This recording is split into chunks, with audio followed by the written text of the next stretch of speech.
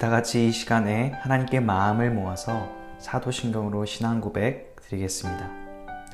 전능하사 천지를 만드신 하나님 아버지를 내가 믿사오며 그 외아들 우리 주 예수 그리스도를 믿사오니 이는 성령으로 잉태하사 동정녀 마리아에게 낳으시고 본디오 빌라도에게 고난을 받으사 십자가에 못 박혀 죽으시고 장사한 지 사흘 만에 죽은 자 가운데서 다시 살아나시며 하늘에 오르사 전능하신 하나님 우편에 앉아 계시다가 저리로서 산자와 죽은 자를 심판하러 오시리라.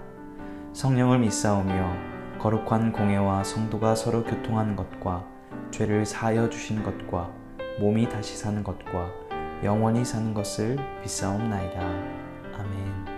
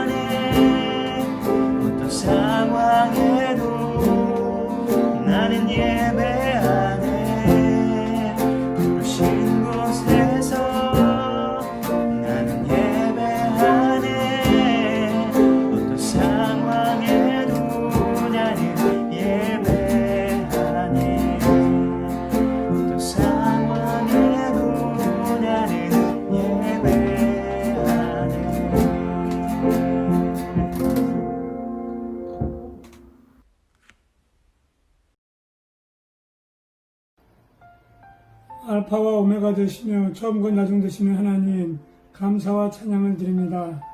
우리가 코로나19로 인하여 현장 예배를 드리지 못하고 이렇게 온라인 예배를 드리지만 우리 예배를 받아주시고 축복하여 주시옵소서. 속히 코로나19가 종식되어 함께 모여 현장 예배를 드릴 수 있도록 도와주옵소서. 더위와 코로나 가운데에도 학업을 하는 우리 학생들을 위로하시고 지혜와 명철을 허락하여 주셔서 맡겨진 일들을 잘 감당하게 하옵소서. 또한 우리 학생들 미래의 주역임을 깨닫고 하나님과 사람 앞에 귀히 쓰임받게 하옵소서. 말씀 전하시는 전도사님 외에도 말씀의 은사를 주시고 듣는 자나 전하는 자가 하나 되게 하옵소서. 학생들의 가르치는 선생님께도 사랑과 열정을 갖고 충성된 직분을 잘 감당하게 하옵소서. 우리를 죄에서 구원하신 예수님의 이름으로 기도합니다. 아멘. 마음이 청결한 자는 복이 있나니 그들이 하나님을 볼 것이며 마음이 청결한 자는 복이 있나니 그들이 하나님을 볼 것이며 마음이 청결한 자는 복이 있나니 그들이 하나님을 볼 것이며. 여러분 안녕하세요. 반갑습니다. 김평강 전도사입니다. 여러분 한 주간 잘 지냈어요? 여러분이 너무 보고 싶은데 지금 너무 오래 못 봤어요. 그래서 여러분은 저를 보고 있지만 저는 여러분을 못 보고 있잖아요. 괜찮으면 저한테 셀카 하나씩 보내주시면 안 될까요? 네, 아무튼 오늘 예배를 통해서 말씀을 통해서 하나님의 은혜를 풍성히 경험하는 여러분 되기를 축복합니다. 자, 오늘은 죄와의 거리두기라는 제목으로 우리 마태복음 5장 8절을 나누도록 하겠습니다. 여러분 지금 벌써 팔복 6번째 시간인데 우리 앞에 5개 배운 이 팔복을 까먹지 않도록 복습하는 차원에서 표를 보여드릴 테니까 여러분이 한번 눈으로 보면서 읽으면서 한번 오늘 말씀 듣기 전에 복습 한번 하도록 하겠습니다.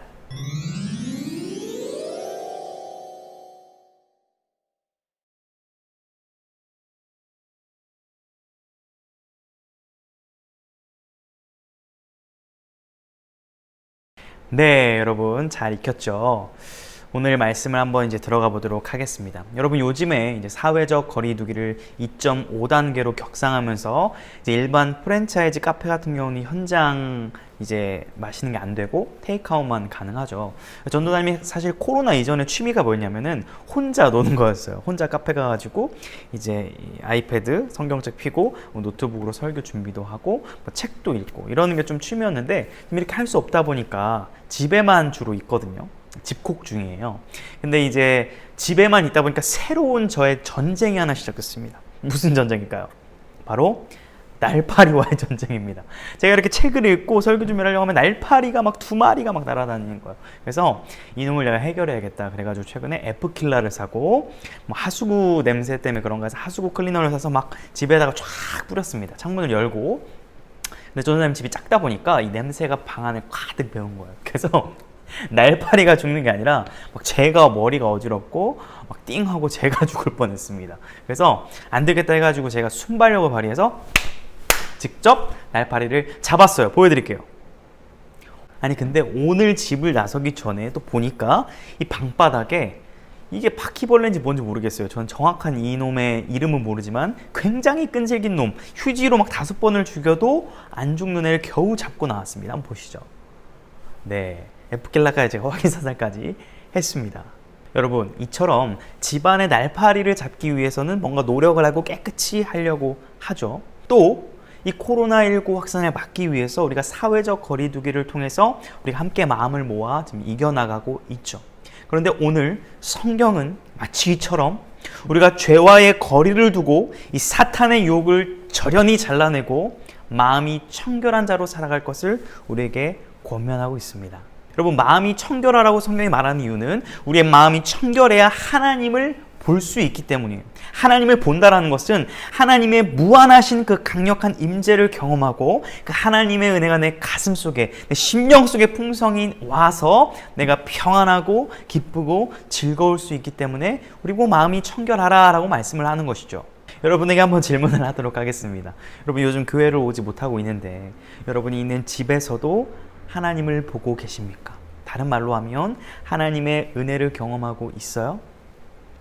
혹시 그렇지 않다면 오늘 말씀을 통해서 다시 한번 마음이 청결한 자로 회복되고 하나님의 은혜를 심령 깊숙이 경험하는 여러분 되기를 축복합니다. 자, 그렇다면 청결하다라는 뜻은 무엇이냐 한번 생각해 볼게요. 이건 헬라어로 카다로스라고 하는데 이 뜻은 깨끗하게 하다, 불순물을 없애다, 정결하다, 퓨어하다, 순수하다 이런 의미가 있습니다. 여러분 퓨어해요?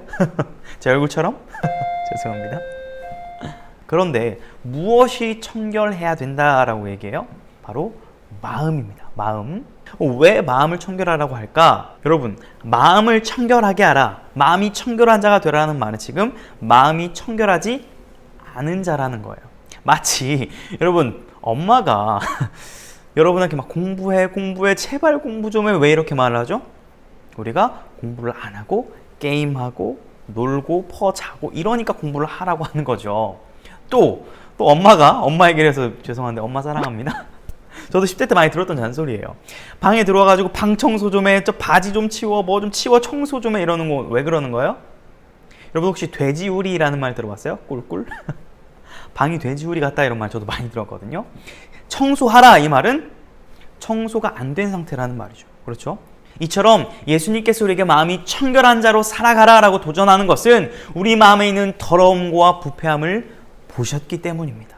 여러분, 예레미야 17장 9절 10절을 한번 같이 읽어볼게요. 하나님의 말씀입니다. 만물보다 거짓되고 심히 부패한 것은 마음이라. 누가 능히 이를 알리오마는 나 여호와는 심장을 살피며 폐부를 시험하고 각각 그의 행위와 그의 행실대로 보응하나니. 여러분, 지금 말씀은 우리를 고발하는 겁니다. 만물보다 거짓되고 심히 부패한 것이 너희의 마음이다.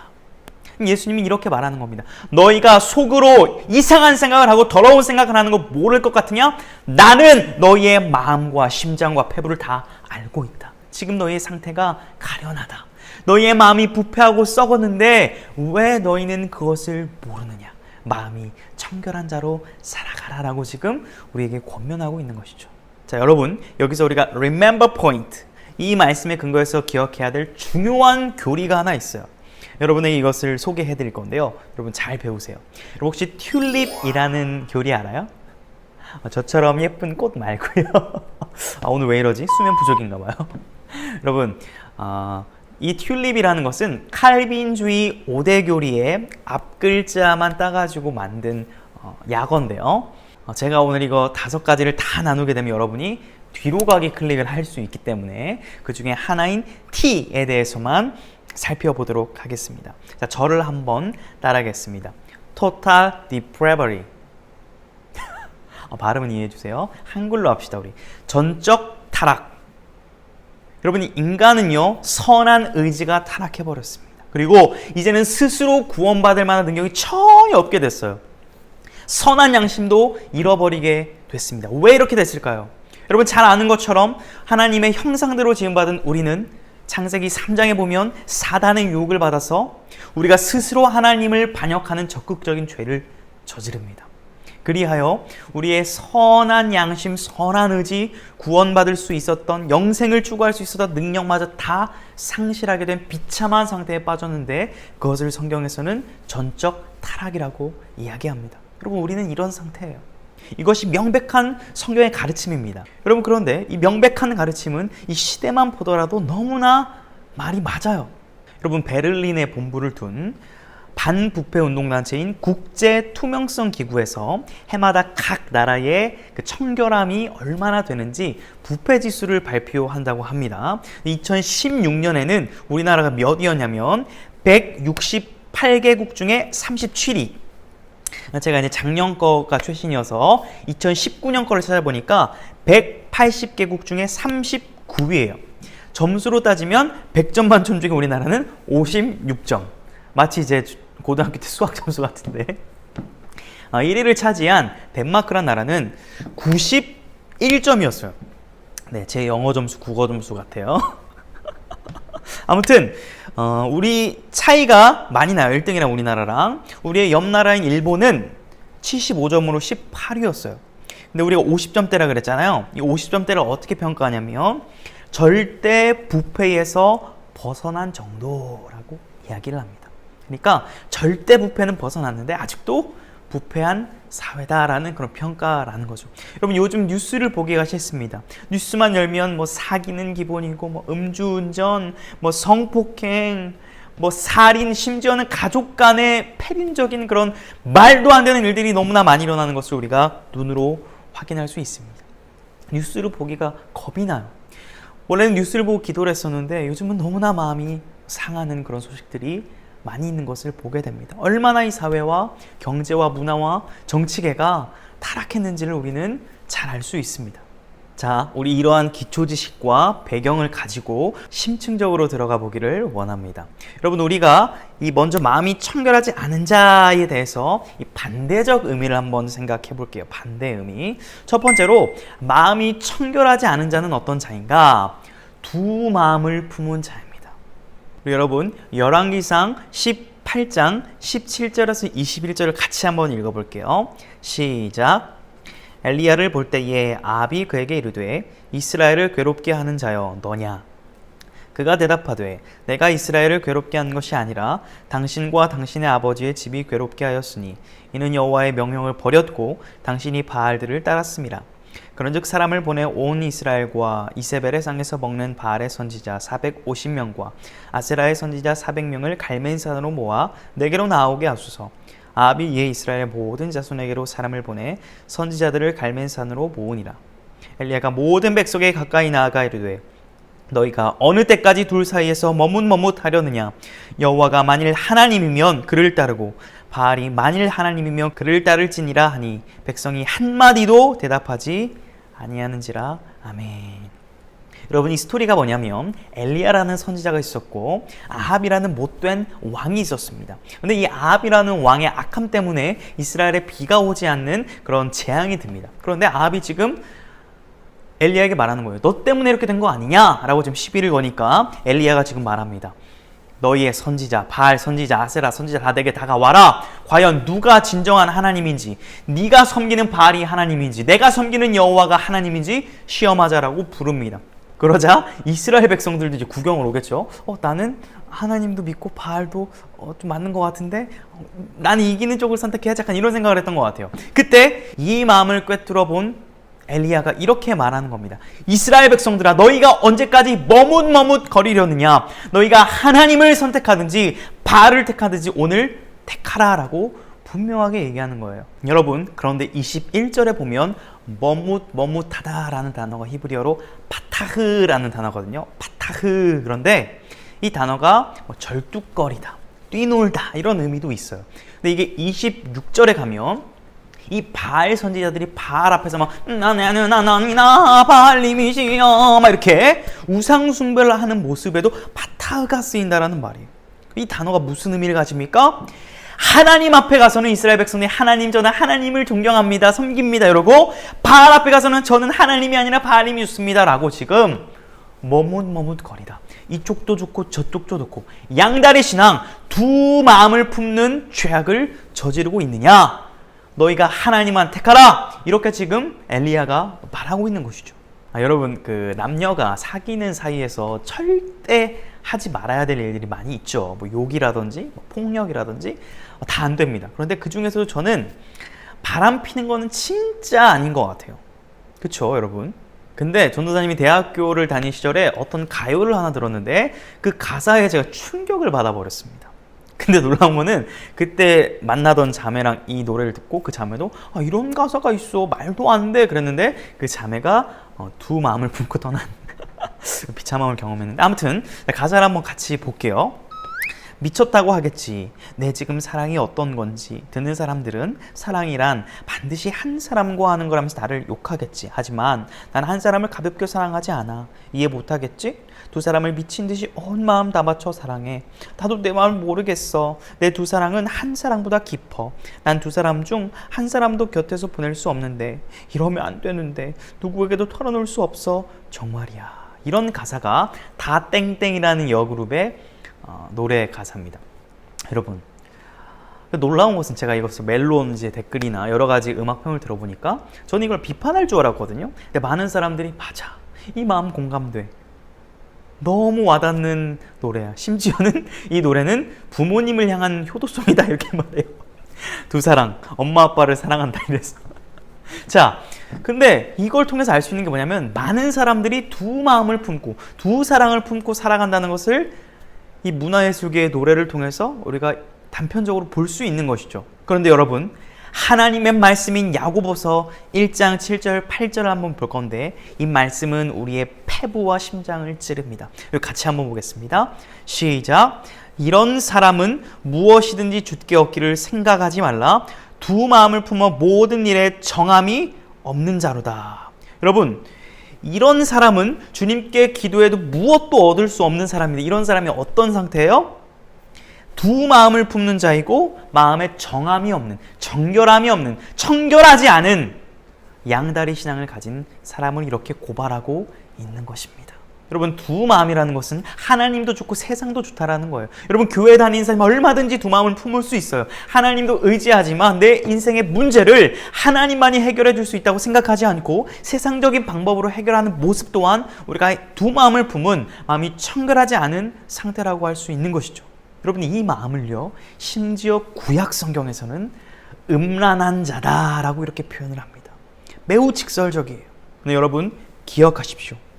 사랑하는 사이에 있어서 99%는 없습니다. 한 사람을 100% 사랑하는 것입니다. 내 남자친구를 90% 사랑하고 나의 썸남을 10%만 사랑하는 것은 여러분 안 됩니다. 세상은 된다라고 말해요.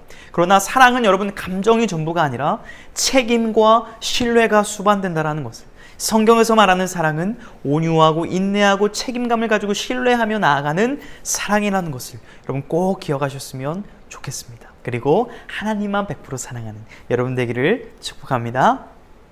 자, 그럼 지금까지 좀 암울한 얘기를 했는데 이러한 자들이 어떻게 청결해질 수 있고, 그럼 청결한 자의 삶은 무엇인가 우리 한번 생각해 보도록 하겠습니다. 우리가 두 번째로 생각해야 될 마음이 청결한 자는 바로 예수님만 바라보는 자입니다. 예수님만 바라보는 자. 여러분 예전에 물 위를 걸은 사람이 한 명 있습니다. 근데 이 사람은 물 위를 걷다가 끝까지 걸은 게 아니라 물에 빠져버립니다. 이 엄청난 사건을 경험한 이것이 바로 성경에 기록되어 있는데, 우리 마태복음 14장 25절에서 32절을 함께 읽어보겠습니다. 밤사경에 예수께서 바다 위로 걸어서 제자들에게 오시니 제자들이 그가 바다 위로 걸어오심을 보고 놀라 유령이라 하며 무서워하며 소리 지르거늘 예수께서 즉시 이르시되 안심하라 나니 두려워하지 말라. 베드로가 대답하여 이르되 주여 만일 주님이시거든 나를 명하사 물 위로 오라 하소서 하니 오라 하시니 베드로가 배에서 내려 물 위로 걸어서 예수께로 가되 바람을 보고 무서워 빠져가는지라 소리 질러 이르되 주여 나를 구원하소서 하니 예수께서 즉시 손을 내밀어 그를 붙잡으시며 이르시되 믿음이 작은 자여 왜 의심하였느냐 하시고 배에 함께 오름에 바람이 그치는지라. 아멘. 여러분 지금 이게 무슨 사건이에요? 오늘 주님께서 물 위를 걸어오십니다. 그때 제자들은 예수님이 유령인 줄 알았어요. 귀신인 줄 알고 엄마 귀신이다 무서워 이렇게 했는지 모르겠지만 소리를 질렀다라고 표현이 되어 있죠. 그래서 베드로가 용감합니다. 주님 만일 당신이 주님이시거든 나를 물 위로 걷게 하소서. 이러니까 주님이 그래 와라 이렇게 말씀하십니다. 베드로가 주님을 딱 바라보고 걷자 물 위를 걷는 겁니다. 놀라운 일을 경험하는 겁니다. 그런데 갑자기 뭘 보게 돼요? 주님뿐만 아니라 예수를 바라보는 게 아니라 바람과 풍랑과 환경을 바라보자 점점 빠져갔다라고 얘기를 합니다. 그러자 베드로는 깨닫습니다. 내가 지금 내가 죽게 생겼어. 주여 나를 구원하소서라고 소리를 지릅니다. 그러자 우리 주님께서 즉시 손을 내밀어 구하시고 배에 함께 오르는 사건이 바로 이 사건입니다. 여러분 베드로는요 예수님을 바라보고 예수님의 말씀에 순종했을 때, 즉 두 마음을 품지 않고 청결하게 오직 예수만 바라봤을 때 물 위를 걸었는데 어느 순간 바다를 보고 환경을 보고 마음속에 많은 생각이 들자 물 밑으로 가라앉는 그런 비참함을 경험하게 된 것입니다. 여러분 전도사님도 똑같은 상황은 아니지만 바다를 이렇게 걸은 적이 있습니다. sea walking 바닷속을 이렇게 걸었어요. 그러니까 바다를 헤엄친 게 아니라 이 상반신이 이렇게 딱 물 위로 나와 있고 분명 물속을 걷는데 이렇게 걸어지는 거예요. 제가 거짓말하는 게 아니라 사해 바다를 다녀왔었는데 영상 한번 이렇게 보면 그냥 뜹니다. 제가 물을 무서워하는데도 막 그냥 떠요. 그래서 여기는 이제 깊은 데로 가면은 걸어서 바다를 이렇게 걸을 수 있는데 베드로가 이렇게 걸은 건 아닙니다. 진짜 물 위를 걸은 것이지만 여러분 전도사님도 간접적으로 이스라엘에 가서 물 속을 걷는 그런 역사를 경험했다는 걸 TMI로 알려드립니다. 아무튼 우리가 중요하게 기억해야 될 것은 바로 이 문장입니다. 주여 나를 구원하소서. 우리 한번 따라할까요? 주여 나를 구원하소서. 그렇습니다. 여러분 우리는요 마음이 청결하지 않기 때문에 늘 세상의 유혹이 옵니다. 바람이 몰려오고 파도가 몰려와서 늘 주님을 바라봐야 되는데 주님을 바라보지 못하고 세상적인 것을 바라보게 될 거예요. 그때 우리가 외쳐야 될 게 뭐예요? 주여 나를 구원하소서. 우리가 주님을 바라보기를 부단히 애써야 된다는 거예요. 그럴 때 주님께서 우리를 붙드시고 우리 인생을 책임지신다는 것을 여러분 믿으시기 바랍니다. 그런데 여러분 우리 주님께서는 우리의 마음을 궁극적으로 어떻게 청결하게 하시고 어떻게 구원하시는가 우리 조금 더 살펴보기를 원하는데요. 우리 히브리서 10장 22절 한번 볼게요. 시작. 우리가 마음의 뿌림을 받아 악한 양심으로부터 벗어나고 몸은 맑은 물로 씻음을 받았으니 참 마음과 온전한 믿음으로 하나님께 나아가자. 여러분 여기서 마음의 뿌림을 받아 뭔가 뿌림을 받아 악한 양심으로부터 벗어나대요. 그 두 마음으로부터 벗어난 겁니다. 그리고 주님 앞으로 하나님께 나아갈 수 있게 되었다라고 얘기하는데 이것은 오늘 우리 본문에서 살펴본 것처럼 하나님을 볼 수 있게 되었다라는 말과 같은 것입니다. 자, 그럼 여기서 한 가지 질문이 생겨야 돼요. 여기서 마음의 뿌림을 받았다라고 했는데 뭐가 마음의 뿌림을 받았는지, 우리 마음에 뭐가 뿌려졌는지 이건 나오지 않았어요. 우리 말씀으로 한 번 더 확증합니다. 히브리서 9장 14절입니다. 자, 여러분 목소리 크게 읽습니다. 시작. 하물며 영원하신 성령으로 말미암아 흠없는 자기를 하나님께 드린 그리스도의 피가 어찌 너희 양심을 죽은 행실에서 깨끗하게 하고 살아계신 하나님을 섬기게 하지 못하겠느냐. 여러분 꼭 기억하십시오. 오늘 다른 건 기억하지 못하더라도 예수 그리스도의 피만이 우리를 깨끗게 할 수 있습니다. 할렐루야. 더럽고 부패하고 전적으로 타락한 우리의 마음 가운데 예수 그리스도께서 십자가의 죽으심으로 그곳에서 흘리시고 뿌리신 피가 우리 심령에 심겨져 우리의 죄악이 깨끗하게 되었음을 여러분 믿는다면 여러분에게 놀라운 구원의 역사가 일어날 줄 믿습니다. 여러분 어노인팅 2020년 앨범 중에 십자가에서라는 찬양이 있어요. 그 찬양의 가사를 보면 이렇게 말씀을 하는데, 십자가에서 우리의 정체성과 우리의 이름을 어떻게 바꾸셨는지 한번 읽어드릴게요. 고아에서 아들로, 거절에서 용납으로, 죄인에서 의인으로, 저주에서 축복으로, 원수에서 연인으로, 창기에서 신부로, 십자가에서 그는 내 이름을 바꾸셨네요. 할렐루야. 우리 이 의미를 한번 다시 묵상하면 같이 읽어볼까요? 시작.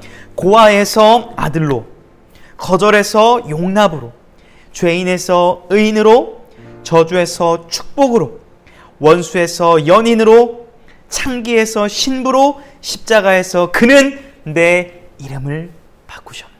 할렐루야. 여러분 제가 좋아하는 찬송가 중에 이런 찬송가도 있어요. 예수는 우리를 깨끗게 하시는 주시니 그의 피 우리를 눈보다 더 희게 하셨네. 아멘. 여러분 이제 결론을 맺으려고 합니다. 여러분 부디 오늘 말씀을 기억하며 마음이 청결한 자로 하나님을 보기를 힘쓰는 자로 살아가기를 원합니다. 그러기 위해서 우리 주변에 있는 죄악들을 거리를 두고 멀리하고 사단의 유혹을 피하면서 여러분 두 마음을 품으면 안 됩니다. 우리는 하나님 외에 다른 것을 품고 있다면 그것을 회개해야만 합니다. 여러분 시편에서는 이렇게 말씀을 해요. 내가 나의 마음의 죄악을 품었더라면 주께서 듣지 아니하시리라. 이 말씀이 뭡니까? 여러분 마음 가운데 죄악이 있는 상태로 지금 예배를 드리고 있다면, 여러분 마음 가운데 하나님보다 다른 것을 더 사랑한 채로 기도하거나 찬양한다면 하나님이 그 예배를 듣지 않으실 수도 있다라는 두렵고 떨리는 말씀이에요. 여러분 이 말씀을 진중하게 받아들였으면 좋겠습니다. 여러분 이 시간 진중하게 한번 돌아보면서 질문을 던질게요. 마음을 살펴보세요. 여러분 마음 가운데 청결하지 않은 자로 두 마음을 품고 있는 게 무엇인 것 같아요? 하나님보다 더 소중한 게 뭔 것 같아요? 게임을 하는 거? 아니면 이성 친구? 아니면 내 외모가 되게 예뻐지고 잘생겨지는 거? 아니면 내가 공부하는 거? 주일날에 학원을 가야 되기 때문에 예배는 쉽게 빠지는 그런 마음? 여러분 어떤 것들이 있어요? 전도사님도 이 질문에 답을 해보면 두 마음이 이상인 것 같아요. 두 마음, 세 마음, 네 마음, 다섯 마음, 지네다리, 문어다리, 오징어다리 같아요. 진지한 얘기하는데 웃겨서 미안한데 그만큼 제 안에도 예수님보다 더 사랑하는 죄악들이, 유혹들이 너무나 많다라는 얘기예요. 하물며 여러분들은 어떻겠어요? 더 할 겁니다. 우리가 죄와 거리를 두지 않으면 이 죄가 우리를 심각하게 유혹한다라는 사실 여러분 두렵게 생각해야 됩니다. 그리고 그때 다른 것을 바라보는 것이 아니라 예수를 바라보며 주여 나를 구원하소서 하는 그 간절한 심령이 마음이 청결한 상태로 회복이 되기를 원합니다. 여러분 현재 사회적 거리두기를 실천해야 코로나19 확산이 방지되는 것처럼 우리는 죄와의 거리를 두어야 됩니다. 이것을 실천해야 됩니다. 그래야만 우리는 마음이 청결한 자로 하나님을 보며 하나님의 은혜를 경험하며 살아갈 수 있을 것입니다. 여러분 우리들에게 오늘 히브리서 말씀은 진중하게 권면합니다. 히브리서 12장 4절 같이 읽습니다. 시작. 너희가 죄와 싸우되 아직 피 흘리기까지는 대항하지 아니하고 여러분, 이 말씀을 우리에게 권면하는 겁니다. 너희가 죄와 싸워라. 그런데 너희가 죄를 멀리하고 죄의 거리두기를 하는데 아직 피 흘리기까지 하지는 않은 것 같다. 이렇게 철저하게 해야만 한다라고 강력하게 권면하고 있는 거예요. 여러분, 최근 뉴스에서 이런 기사를 봤어요. 다리가 이제 태풍 비가 많이 와가지고 다리가 점점 붕괴되고 있는데 어떤 차가 오는 거예요. 근데 한 사람이 오지 마세요. 여기 오면 다리 무너져요 라고 사인을 보냈고 그 차는 결국 후진을 해서 뒤로 가는데 그 사인을 보내준 30초 뒤에 그 다리가 무너졌습니다. 만약에 그 사람이 사인을 준 것을 무시하고 그 차가 그 다리를 건넜다면 죽었을 수도 있습니다. 여러분, 마찬가지로 성경은 우리에게 사인을 보냅니다. 너희가 죄와 멀리해라. 그 죄악은 파멸의 길이다. 너희가 마음이 청결한 자로 살아가라라고 우리를 권면하고 있다는 말입니다. 여러분, 코로나19의 치료제와 백신이 간절히 필요한 것처럼 이 더러운 죄악을 이겨내기 위해서는 죄악을 멀리 둬야 됩니다. 반대로 죄악을 멀리 두면 우리는 이 하나님의 말씀을 가까이 해야 됩니다. 여러분, 이것은 반비례 관계예요. 죄를 멀리하면 멀리할수록 하나님의 말씀을 가까이 한다는 것이고요. 하나님의 말씀을 멀리하면 멀리할수록 죄와 가까워진다는 말이에요. 그렇기 때문에 여러분, 죄와의 거리두기를 위해서 하나님의 말씀을 가까이 하는 것이 유일한 길이요 답이 되는 것입니다. 그래서 전도사님은 구체적인 적용으로 여러분을 권면하고 싶어요. 여러분, 내일부터 이번 한 주 동안 월, 화, 수, 목, 금, 토 6일 동안 우리가 지금 팔복이 마태복음이거든요. 이 마태복음 1장부터 7장까지를 소리내어서 읽었으면 좋겠어요. 월요일 날은 1장, 화요일 날은 2장 이렇게 한 장씩 읽되 그냥 눈으로 보는 게 아니라 소리를 내서 읽으면 여러분 지혜가 자라고 하나님의 은혜가 충만해집니다. 그래서 구체적인 적용으로 죄와의 거리두기를 하고 하나님의 말씀을 가까이 하는 실천으로 여러분, 월요일날 마태복음 1장을 소리내어 읽는 것을 녹음해서 전도사님 개인 카톡으로 보내주세요. 화요일은 2장, 수요일은 3장, 토요일은 쉬는 날이니까 6, 7장 이렇게 2장을 보내가지고 저에게 보내주는 친구에게는 상품이 아니라 그 여러분 녹음을 하면서 보내는 동안 하나님의 은혜가 여러분 가운데 임할 것입니다. 이것은 전 강요하지 않겠어요. 여러분, 이 말씀을 듣고 감동이 되는 친구들은 전도사님한테 카톡 보내면 또 제가 재밌게 해주거든요. 제 셀카도 보내주고. 그러니까 하나님의 말씀을 가까이 하고 죄와의 거리두기를 실천하여서 마음이 청결한 자로 하나님을 보게 되고 하나님의 은혜를 충만히 경험하는 이번 한 주가 되기를 주님의 이름으로 축복합니다. 여러분, 이 시간 다 같이 기도하겠습니다. 이 시간 기도하실 때 첫 번째로 하나님, 우리 마음에 두 마음을 품고 마음이 청결하지 못한 상태라면 예수님의 십자가의 보혈의 피로 우리를 깨끗하게 하시고 우리가 죄와 거리두기를 실천할 수 있도록 하게 해달라고. 두 번째로 우리가 마음이 청결한 자로서 하나님의 말씀을 한 장이라도 읽기 힘쓰며 하나님을 가까이 할 때 하나님의 위대하신 영광과 크신 임재를 경험하는 이번 한 주가 되게 해달라고 우리 말씀을 기억하며 이 기도 제목 가지고 함께 기도하겠습니다.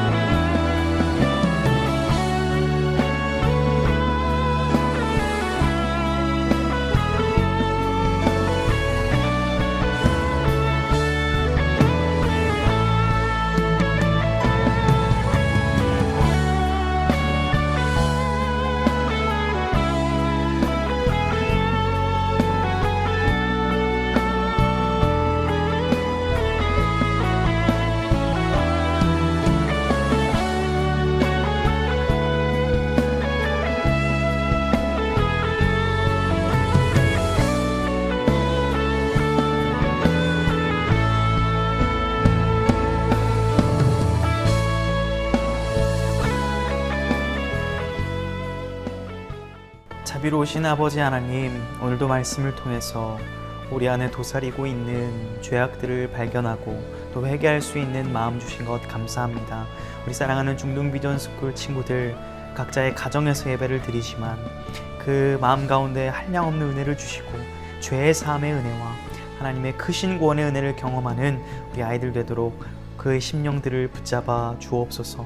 또 한 주간 마음이 청결한 자로서 살아가기 위해 죄와의 거리두기를 실천하며 하나님의 말씀을 가까이 하는 삶을 살아가게 하시고 하나님의 말씀을 가까이 하는 삶을 통하여 크신 하나님의 은혜를 경험하며 감사와 기쁨이 넘쳐나는 복된 인생들 되게 하여 주옵소서.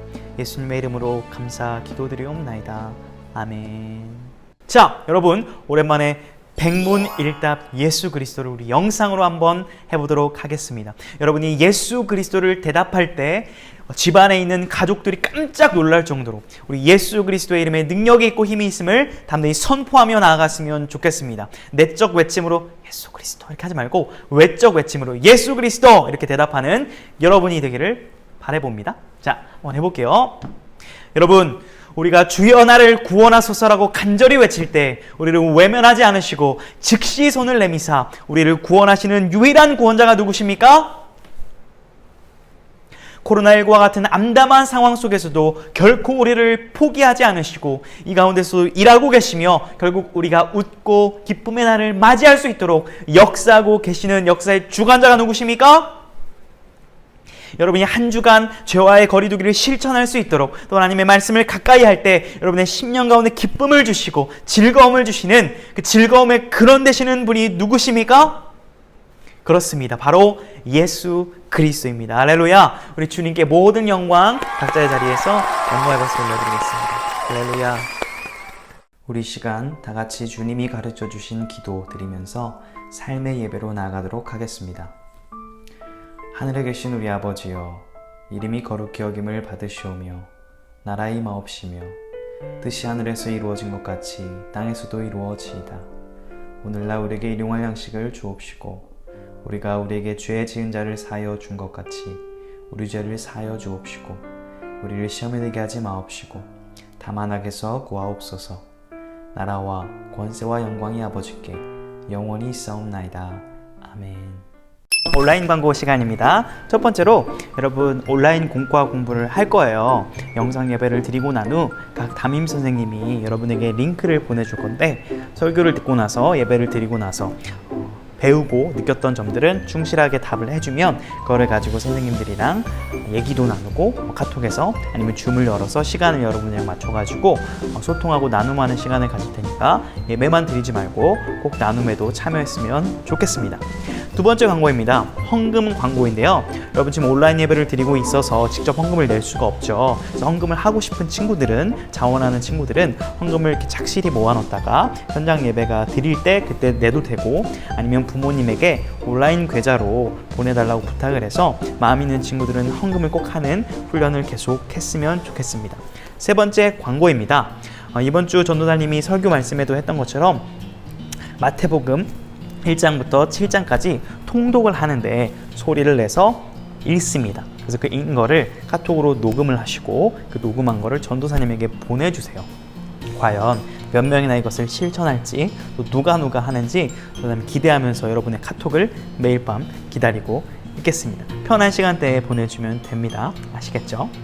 마지막으로 네 번째는 제자훈련 광고입니다. 후후! 제자훈련이 뭐냐고요?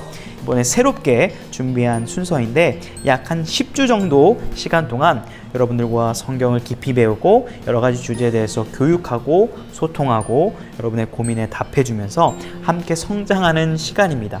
그래서 주일날 오후 3시, 오후 7시나 8시 두 반을 개설할 건데 선착순 자원자로 모집을 할 거니까 추후에 카톡방에 전도사님이 자세한 포스터랑 신청서 링크를 보내줄 테니까 그것을 고민하고 부모님과 상의해서 마음이 있는 친구들은 신청해서 함께 신앙이 성장했으면 좋겠습니다.